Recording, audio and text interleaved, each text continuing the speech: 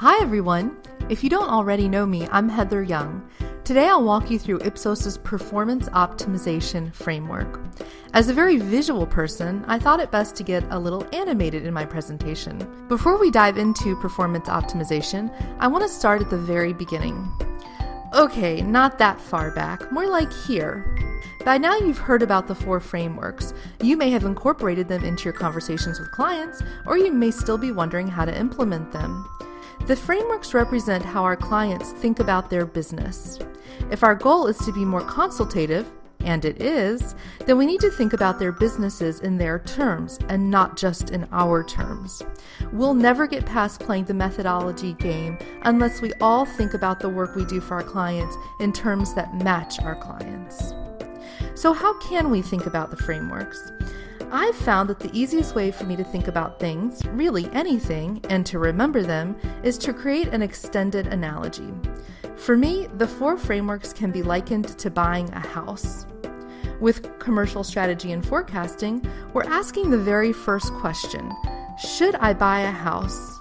The themes of the questions we're asking at this point include, in what area should I start looking? What does the current housing market in that area look like? What will the future housing market in that area look like? How big is the opportunity in that area?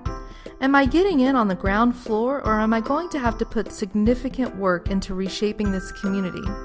And the big question is it worth the return on that investment? So once we've adequately answered those questions and know that we want to enter into this housing market, we now ask ourselves, how do I make this all happen? This is the launch phase. So in this phase, we would ask ourselves the following questions.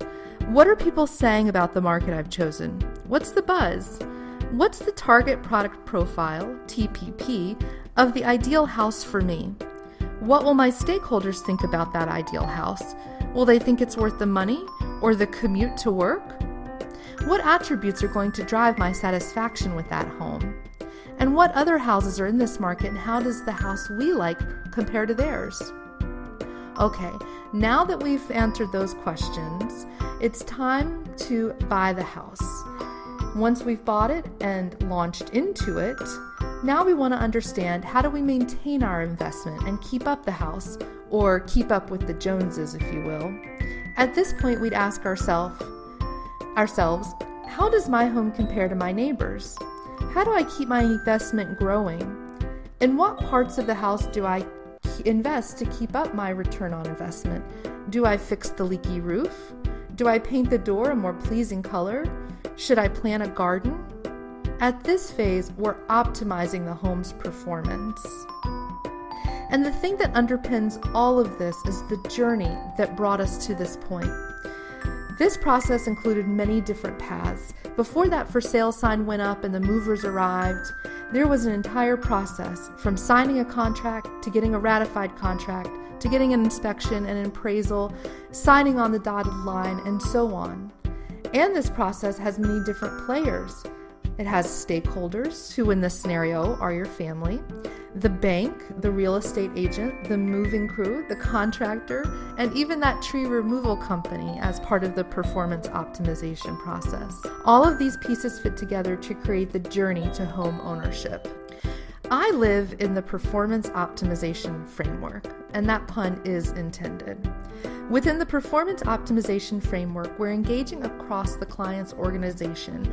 Even though our primary client's business is in market research or commercial analytics departments, we need to ensure that we're meeting the performance objectives of medical affairs, customer reputation teams, the sales teams, the marketers, and everyone in between. Within performance optimization, we have a toolkit to answer all of those questions for all of those people. This toolkit is by no means exhaustive. It's meant to be a starting place.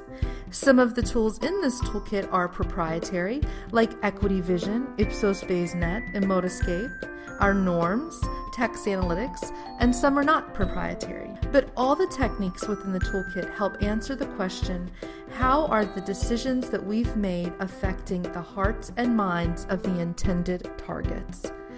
And if we're going back to our house analogy, the question really is, how am I affecting the hearts and minds of myself my neighbors, and potential buyers in the future.